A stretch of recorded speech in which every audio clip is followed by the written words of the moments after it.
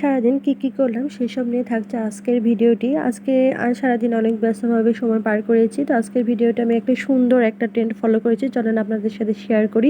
আজকে আমি সকালেই নাস্তা করলাম। আজকে আমার সকালের নাস্তাতে ছিল রুটি, মুরগির মাংস দিয়ে চুই ঝাল। যদিও আমি এই প্রথম মুরগির মাংস দিয়ে চুই ঝাল খাচ্ছি, মানে আমার চুই ঝাল কখনো খাওয়া হয়নি।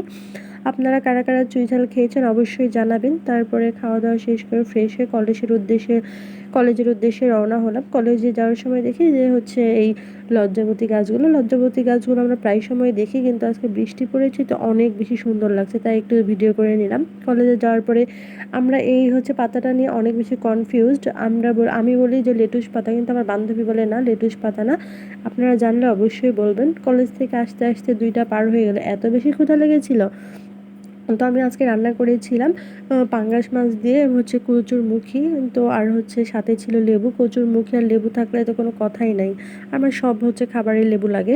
আর আমার বিকালে যে কাজটি থাকে সেটি পড়ানো। আমি আমার স্টুডেন্টকে পড়াতে চলে গেলাম। আমার স্টুডেন্ট তো মাশাআল্লাহ এত কিউট আর এত কথা বলে, মানে ওর এত প্রশ্ন, এত কিছু জানার ইচ্ছা।